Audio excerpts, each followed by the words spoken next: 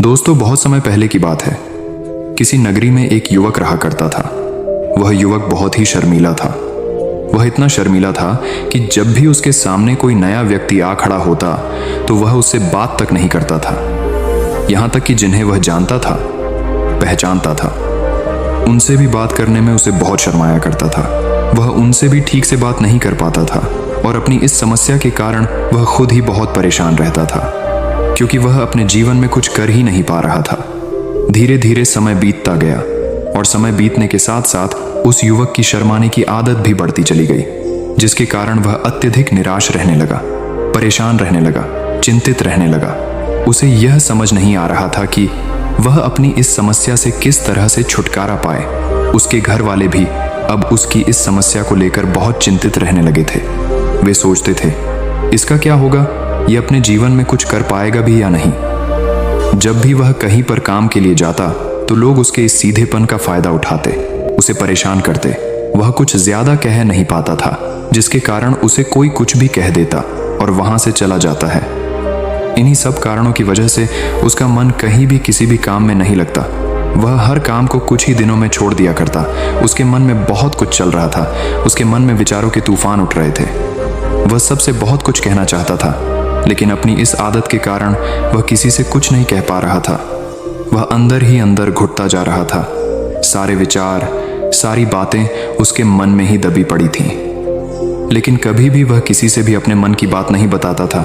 जब छोटा सा बच्चा था तब उसे लोग बहुत पसंद करते थे। उसकी इस आदत को भी लोग सराहते थे। लेकिन इसी आदत की वजह से जब वह बड़ा हो गया, युवा हो गया, तो इसी आदत के कारण उसे अपना जीवन जीने में भी अत्यधिक परेशानियां उठानी पड़ रही थीं और वह युवक भी अपनी इस गलती के कारण बहुत परेशान रहता।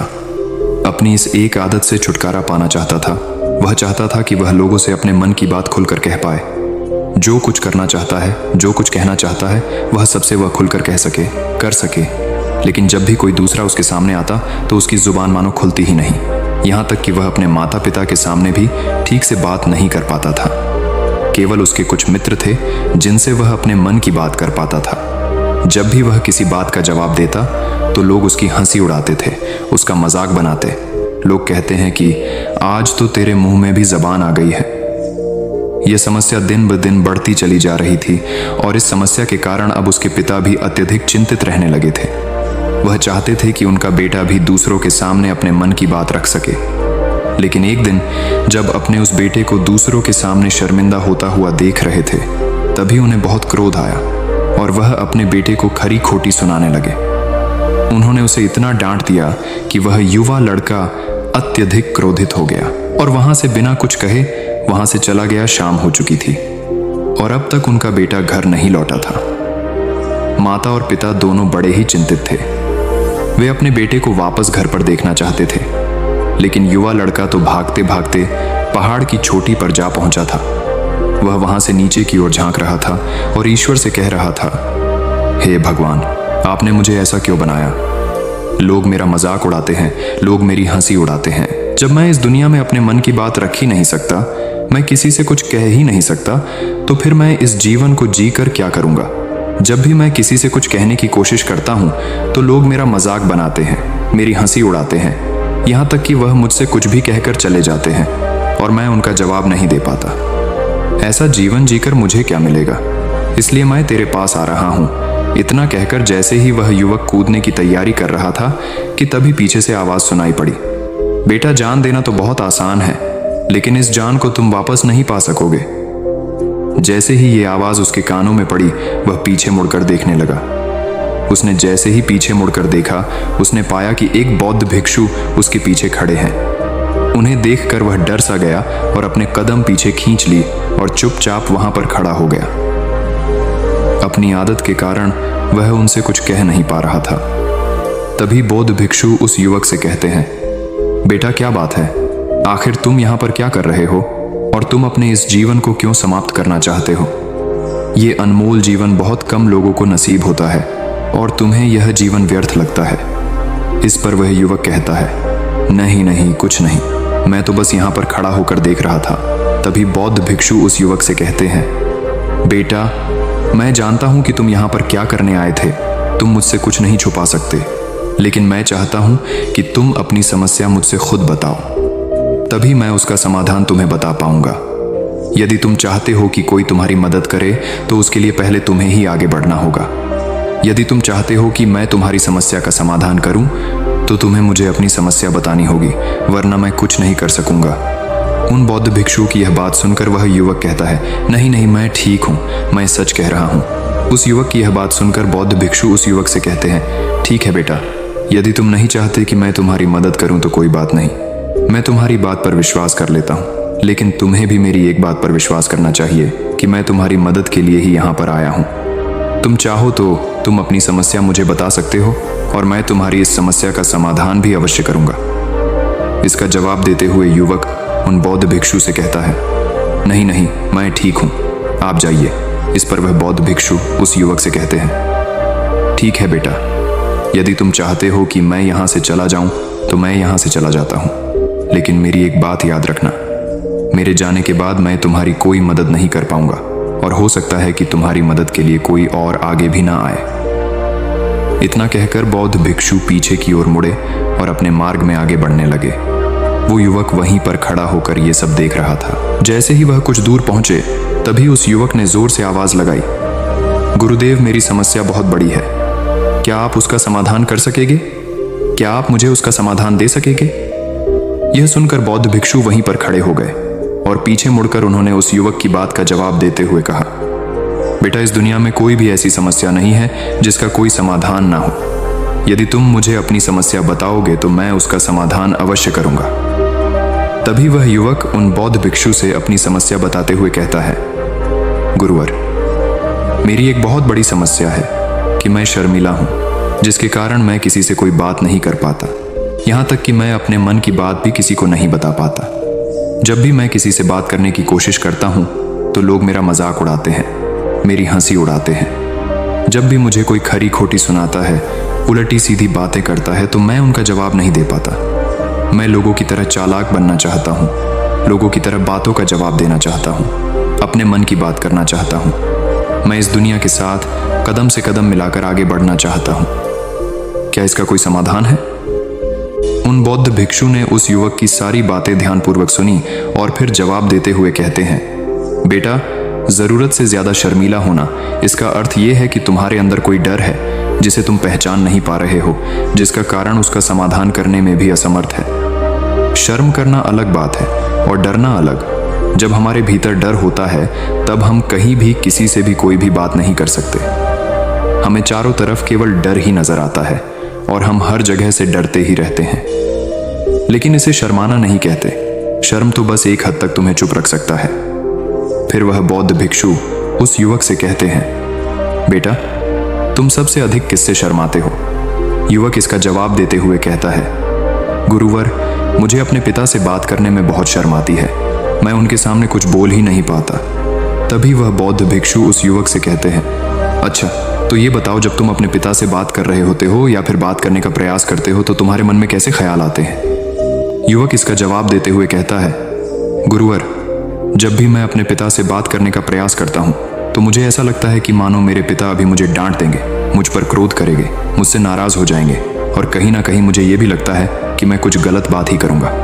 यहाँ तक कि मेरे मन में ऐसे भी ख्याल आते हैं कि शायद मेरे पिता मुझसे प्यार ही नहीं करते। परंतु गुरुवर, आप कहते हैं कि शर्म अलग है और डरना अलग बात है, तो क्या कोई ऐसा उपाय है जिससे मुझे डर ही ना हो? क्या कोई ऐसा रास्ता है जिससे मेरे अंदर का ये डर पूरी तरह से समाप्त हो जाए? कृपा करके मुझे इस समस्या का समाधान बताइए। मुझे अपने इस डर से बाहर निकलना है। मुझे लोगों की तरह अपने इस जीवन को खुलकर जीना है। उस युवक की यह सारी बातें सुनकर बौद्ध भिक्षु उस युवक से कहते हैं, जाओ और अपने पिता से कहो कि मुझे कुछ काम करना है और उसके लिए मुझे आपसे कुछ धन चाहिए। यदि तुम उनसे धन मांगने में कामयाब हो गए तो मैं तुम्हें तुम्हारी समस्या का समाधान अवश्य बताऊंगा। वह युवक काफी घबरा गया। उसने उन गुरुवर से कहा, हे गुरुवर, मुझे यह कार्य न दीजिए। मैं उनसे कुछ नहीं कह पाता। उनके सामने तो मेरी बोलती तक बंद हो जाती है। मैं उनसे धन भला कैसे मांगूंगा? ये बात सुनकर बौद्ध भिक्षु उस युवक से कहते हैं, तब तो तुम्हारी समस्या का कोई भी समाधान नहीं है और ना ही तुम कभी भी अपने जीवन को खुलकर जी पाओगे। ये बात सुनकर युवक उन भिक्षुओं से कहता है, गुरुवर्ग, ऐसा ना कहे कृपा करके, मुझे कोई और कार्य बताइए, कोई ऐसा कार्य जिससे मेरे अंदर का डर पूरी तरह से समाप्त हो जाए। कोई ऐसा समाधान बताइए। इसका जवाब देते हुए वह बौद्ध भिक्षु उस युवक से कहते हैं, बेटा, यदि तुम्हें अपने अंदर के डर को समाप्त करना है तो पहले तुम्हें मेरा यह कार्य करना होगा जो मैंने तुम्हें कहा है। वह युवक घबराकर काफी देर सोच विचार करने के बाद पुन गुरुवर से कहता है, ठीक है, यदि आप चाहते हैं कि मैं इस कार्य को करूं तो मैं इसे करने का पूरा प्रयास करूंगा। इतना कहकर वह युवक अपने घर लौट जाता है। उसे देखकर उसके माता पिता बहुत खुश हो जाते हैं और वह युवक अपने पिता से डरते डरते कहता है, पिताजी, मुझे आपसे कुछ बात कहनी है। इस पर उसके पिता कहते हैं, बोलो क्या बात है। युवक आगे कहता है, पिताजी, मैं कुछ काम करना चाहता हूं और उसके लिए मुझे आपसे कुछ धन चाहिए। क्या आप मुझे कुछ धन दे सकते हैं? इतना सुनकर उस युवक के पिता ने उसकी ओर ध्यान से देखा। काफी देर देखने के बाद वह खुशी से झूम उठे और तुरंत ही उन्होंने कुछ धन अपने पुत्र के हाथों पर रख दिया और कहने लगे, बेटा, इतना धन काफी है कि तुम्हें और चाहिए। इसके जवाब में वह युवक अपने पिता से कहता है, नहीं नहीं पिताजी, इतना काफी है, मैं इतने से काम चला लूंगा। वह युवक को उस धन को लेकर तुरंत दौड़ा दौड़ा उन बौद्ध भिक्षु के पास लौटा और जो धन उसने अपने हाथों में ले रखा था उसे दिखाते हुए वह कहता है, गुरुवर, जैसा आपने कहा था मैं धन लेकर आपके पास आ चुका हूं। मैंने अपने पिता से धन मांग लिया है। अब मुझे आप मेरी समस्या का समाधान बताओ। तभी बौद्ध भिक्षु उस युवक से कहते हैं, अरे इतनी जल्दी क्या है? अभी तो तुम्हें मेरे लिए एक और काम करना है, तभी मैं तुम्हें तुम्हारी समस्या का समाधान अवश्य बताऊंगा। और यदि तुम मेरे लिए इस कार्य को पूरा नहीं कर सके तो मैं तुम्हें कभी भी तुम्हारी समस्या का समाधान नहीं बताने वाला। तभी वह युवक उन बौद्ध भिक्षुओं से कहता है, हे गुरुवर, अभी तो मैंने आपके लिए एक काम किया है, अभी आप मुझे एक और काम करने के लिए कह रहे हैं। तभी बौद्ध भिक्षु उस युवक से कहते हैं, हाँ, तुम्हें मेरे लिए एक और काम करना ही होगा। वह युवक एक बार फिर से काफी देर सोच विचार कर उन बौद्ध भिक्षु से कहता है, अच्छा ठीक है, बताइए अब मुझे क्या करना है। इसके जवाब में बौद्ध भिक्षु उस युवक से कहते हैं, जाओ और यह धन जो तुमने अपने पिता से मांग कर लाया है, इस धन को वापस अपने पिता को लौटा दो और साथ साथ ये भी कहना कि पिताजी, मैं अभी काम नहीं करना चाहता हूँ, लेकिन जब समय आएगा तो मैं आपसे यह धन वापस ले लूंगा और उससे अपना काम पूरा करूंगा। यह बात सुनकर युवक एक बार फिर से ऊपर से नीचे तक पूरी तरह से कांप गया और कहने लगा, गुरुवर, आप मुझे कोई और काम सौंप दीजिए, मैं उसे जरूर करूंगा। लेकिन अब यदि मैं धन लेकर उनके पास वापस गया तो वह क्या सोचेंगे मेरे बारे में? मैं तो शर्मिंदा हो जाऊंगा उनके सामने। इसलिए गुरुवर, कृपया करके मुझे कोई और काम दे। तभी बौद्ध भिक्षु उस युवक से कहते हैं, बेटा, जो काम मैंने तुम्हें सौंपा है तुम्हें उसी कार्य को पूरा करना होगा, अन्यथा तुम्हारी समस्या का समाधान मैं तुम्हें नहीं बताने वाला। काफी देर सोच विचार करने के बाद वह उन बौद्ध भिक्षु से कहता है, ठीक है गुरुवर, मैं वापस जाता हूं और ये धन लौटाकर मैं अब भी आता। वह तुरंत दौड़ा अपने पिता के पास वापस लौटा और उसने अपने पिता से कहा, पिताजी, मैं यह धन अभी नहीं लेना चाहता, अभी ये धन आप मुझसे वापस ले लीजिए। जब मुझे कोई काम पड़ेगा तो मैं आपसे ये धन वापस ले लूंगा। उसके पिता ने उस युवक की तरफ घूर घूर कर काफी देर तक देखा और फिर मुस्कुराते हुए कहने लगे, बेटा, मैं समझता हूं कि किसी भी काम को शुरू करने से पहले हमें उसके बारे में जानकारी इकट्ठा करनी चाहिए। उसके बारे में समझना जरूरी है। कब, क्या, कैसे और कब तक करना है, इसके बारे में भी हमें जानकारी लेनी जरूरी है। कोई भी काम ऐसे ही नहीं शुरू किया जा सकता, उसमें हम नहीं होंगे या फिर नहीं, इसका भी अनुमान हमें लगाना पड़ता है। और जब हम इन सभी के बारे में सही जानकारी प्राप्त कर लेते हैं तभी हमें धन लगाना चाहिए। मुझे बहुत खुशी है कि तुमने ये सही निर्णय लिया है। जब तुम्हें यह समझ में आ जाए कि जो कार्य तुम करने जा रहे हो वह तुम्हारे लिए उचित है, तब तुम चाहो तो मैं तुम्हें यह धन वापस लौटा दूंगा। युवक अपने पिता से यह सारी बातें सुनकर मन ही मन बहुत प्रसन्न था।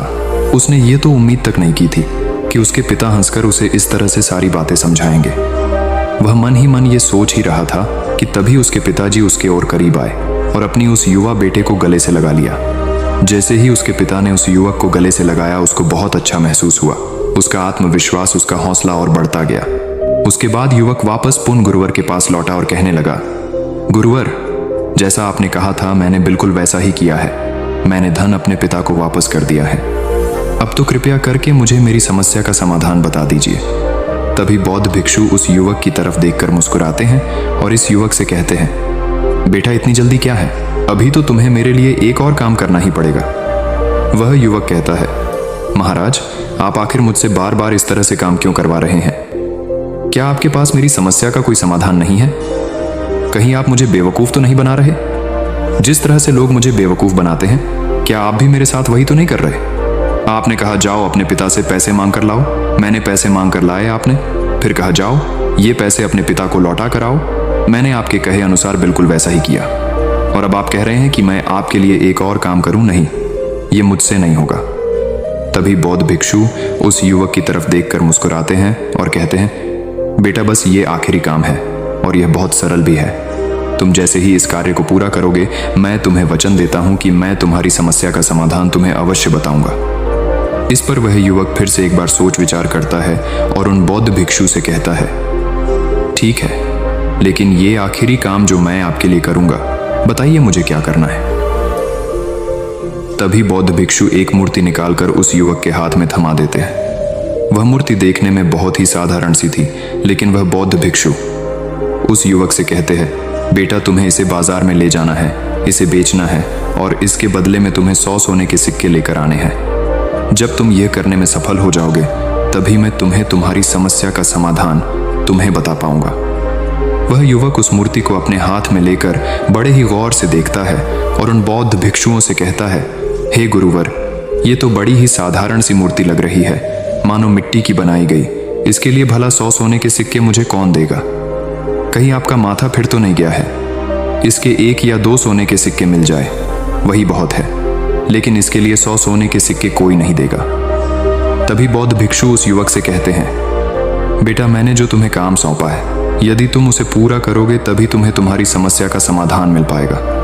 अन्यथा तुम चाहो तो अपने घर लौट सकते हो, फिर से वही अपने पुराने जीवन में जहां लोग तुम्हारा मजाक बनाते हैं, लोग तुम्हें डराते हैं, सताते। मैं तुम्हें यहाँ अपने डर को निकालने में तुम्हारी मदद कर रहा हूँ। तुम मेरे यहाँ काम करके अपने डर को धीरे धीरे भगा पाओगे। मेरे इस काम को पूरा कर दो, तुम्हें सब समझ आ जाएगा। वह युवक उन बौद्ध भिक्षुओं की बात सुनकर मन ही मन ये विचार करता है कि मुझे तो मेरी समस्या का समाधान किसी भी हालत में चाहिए, जिस कारण वह उस मूर्ति को उठाकर बाजार की ओर चल पड़ता है। बाजार पहुंचकर वो एक जगह चुपचाप उस मूर्ति को लेकर खड़ा हो जाता है और इंतजार करने लगता है कि कोई आएगा और उसे उस मूर्ति के बारे में पूछेगा, और तब वह उस मूर्ति के लिए 100 सोने के सिक्के की मांग करेगा। देखते ही देखते काफी समय बीत गया, लेकिन अभी तक उसके पास कोई भी व्यक्ति नहीं आया था। उसने आसपास देखा तो लोग चिल्ला चिल्ला कर अपने सामानों को बेच रहे थे, जोर जोर से आवाज लगा रहे थे। उसने भी सोचा, यदि मुझे अपनी इस मूर्ति को बेचना है तो मुझे भी जोर जोर से आवाज लगानी होगी। उस युवक ने चिल्लाना शुरू किया, लेकिन वह इतनी जोर से नहीं चिल्ला रहा था, उसकी आवाज उसे खुद तक सुनाई नहीं पड़ रही थी। तो भला उसकी आवाज को दूसरे कैसे सुनते, जिस कारण उसे कोई भी व्यक्ति खरीदने के लिए तैयार नहीं था। धीरे धीरे शाम का समय हो चुका था और उस व्यक्ति को यह डर था कि कहीं वह बौद्ध भिक्षु वहां से कहीं चला ना जाए, अन्यथा उसे उसकी समस्या का समाधान कौन देगा। ये सोचकर उसने जोर जोर से आवाज लगानी शुरू की कि 100 सोने के सिक्के में यह मूर्ति ले लो। उसकी आवाज सुनकर लोग उसके पास आने लगे और उससे यह सवाल करने लगे, इस मूर्ति में ऐसा क्या है जो तुम इसके लिए 100 सोने के सिक्कों की मांग रहे हो? इसके अंदर ऐसा कुछ तो खास होगा ही। युवक काफी देर सोच विचार कर उस युवक से कहता है, नहीं नहीं, मुझे कुछ नहीं पता, मैं तो बस ये मूर्ति यहाँ पर बेचने आया हूं। तभी उसमें से एक युवक उस युवक से कहता है, अगर ऐसी बात है तो इस मूर्ति को कोई नहीं खरीदने वाला। आखिर इस मूर्ति में ऐसा क्या खास है जिसके लिए तुम सोने के सिक्के की मांग कर रहे हो? ये तो तुम्हें बताना ही पड़ेगा। धीरे धीरे कई लोग उसके पास आए और सभी ने बस एक ही सवाल किया, आखिर इस मूर्ति में ऐसा क्या खास है, ऐसी क्या बात है जिसके लिए तुम सोने के सिक्के की मांग कर रहे? उस युवक ने उससे बातचीत की, उन्हें समझाने की कोशिश की, कई प्रयत्न किए, लेकिन कोई भी उस मूर्ति को सोने के सिक्के देकर खरीदने के लिए तैयार नहीं था। वह निराश हो गया, उसे कुछ समझ नहीं आ रहा था कि वह क्या करे। तभी बाजार में उसने देखा कि कुछ लोग अपने सामानों की खासियत बता रहे हैं। उसे बेचने के लिए उसकी खास खास बातों के बारे में लोगों को समझा रहे हैं। ये देखकर उसने भी सोचा कि मुझे भी इस मूर्ति की कुछ खासियत लोगों को बतानी है। उसने फिर एक बार जोर जोर से आवाज लगानी शुरू की। समस्या का समाधान निकालने वाली मेरी गुरु की इकलौती मूर्ति, जो इस दुनिया में केवल एक ही है, जिसके पास भी यह मूर्ति होगी उसके घर में कोई समस्या नहीं होगी। यह मूर्ति उस समस्या का समाधान तुम्हें अवश्य बताएगी। ये सुनकर लोग उसके पास पहुंचने लगे और उसे ये सवाल करने लगे, क्या सच में ये मूर्ति जिसके पास होगी उसके पास कोई समस्या नहीं होगी? क्या सच में ये सभी समस्याओं का समाधान करती है? उसका जवाब देते हुए युवक कहता है, हाँ, सभी समस्याओं का समाधान कर देती है। यदि आप इस मूर्ति को ले जाते हैं, आपके घर में कोई भी समस्या होगी तो उसका समाधान यह आपको अवश्य बताएगी। चाहे कोई भी समस्या हो, कैसी भी समस्या हो, कैसी भी परिस्थिति हो, आपको इसका समाधान अवश्य मिलेगा। इतना सुनने के बाद अब वही एक मूर्ति सबको चाहिए थी। उस मूर्ति के दाम लगाने लगे। कोई उसे 200 सोने के सिक्के, तो कोई 400, कोई 6, 7, तो कोई 1000 सोने के सिक्के देने के लिए तैयार था। उस मूर्ति की कीमत लगातार बढ़ती जा रही थी। जैसे जैसे लोगों को पता चलता जा रहा था कि ये मूर्ति लोगों की समस्या का समाधान करती है, लोग उसे किसी भी कीमत पर खरीदने के लिए तैयार हो गए थे। अब वह युवक भी आत्मविश्वास के साथ और जोर से चिल्ला रहा था, लोगों को उस मूर्ति के बारे में समझा रहा था, बता रहा था। अब उसके मन में कोई डर नहीं था। वह लोगों को उस मूर्ति के बारे में पूरे आत्मविश्वास के साथ बिना घबराए उस मूर्ति की खासियत बताने में लगा हुआ था, जिसके कारण लोग उस पर भरोसा कर रहे थे और वह भरोसा लोगों की नजरों में नजर भी आ रहा था। जैसे जैसे अंधेरा होता गया, लेकिन लोगों की भीड़ मानो कम होने का नाम ही नहीं ले रही थी। लोग उस मूर्ति को खरीदना चाहते थे। उस युवक ने जोर से आवाज लगाई कि मुझे क्षमा करे, यह मेरे गुरु की मूर्ति है और मैं इसे बेचना नहीं चाहता। इतना कहकर वह युवक उस मूर्ति को लेकर वापस खाली हाथ लौट आया और उन गुरुवर के पास पहुंचा और उन गुरुवार से कहने लगा, हे गुरुदेव, आपका बहुत बहुत धन्यवाद। इस मूर्ति ने मेरी समस्या का समाधान कर दिया। मुझे समझ में आ गया कि मेरी क्या समस्या थी। हालांकि मैं इसे बेचकर सोने के सिक्के तो आपके लिए नहीं ला पाया, लेकिन मुझे मेरी समस्या का समाधान अवश्य मिल गया। आपका बहुत बहुत धन्यवाद। इस बात को सुनकर बौद्ध भिक्षु उस युवक से कहते हैं, बेटा, मैंने तुम्हारी समस्या का समाधान नहीं किया है, तुमने तो खुद ही अपनी समस्या का समाधान किया। अपनी समस्या तुमने खुद ही सुलझा ली है। तुम्हारे मन में हजारों सवाल थे, मैं ये करूंगा तो लोग मेरे बारे में क्या सोचेंगे, यदि मैं अपना मुंह खोलूंगा तो लोग मेरे पर हंसेंगे, यदि मैंने मुंह खोला तो मैं कुछ गलत ही करूंगा। ऐसे कई सारे विचार तुम्हारे मन में थे, ऐसे कई सारे डर तुमने अपने मन में पाल रखे थे। लेकिन जब इस मूर्ति के बेचने के दौरान तुमने उन हजारों लोगों का सामना किया, उनके सामने खुलकर अपनी बात रखी, उनके सामने खुलकर वह कहा जो तुम्हें कहना था, तो तुम्हारे मन का डर खुद खुद समाप्त हो गया। जिसे तुम शर्मा ना कहते थे, वो अपने आप ही तुम्हारे भीतर से कहीं गायब हो गया। युवक अपने गुरु की यह बात सुनकर अपने गुरुवार से कहता है, गुरुवर, आप सही कहते हैं। आपने आज मेरे मन में वो विश्वास जगा दिया है जिसे मैं अब अपने जीवन में कुछ भी हासिल कर सकता हूँ। आपका बहुत बहुत धन्यवाद। डर को धीरे धीरे खत्म करने से ना ही आपको शर्म आएगी और ना ही डर लगेगा, और जब आपके भीतर का डर हमेशा के लिए समाप्त हो जाएगा तो आप अपने जीवन में जो भी कुछ करना चाहते हैं, जो भी कुछ पाना चाहते हैं, उसका रास्ता आपके लिए पूरी तरह से साफ हो जाएगा और आप अपने मार्ग पर तेजी से आगे की ओर बढ़ने में सक्षम भी हो जाएंगे।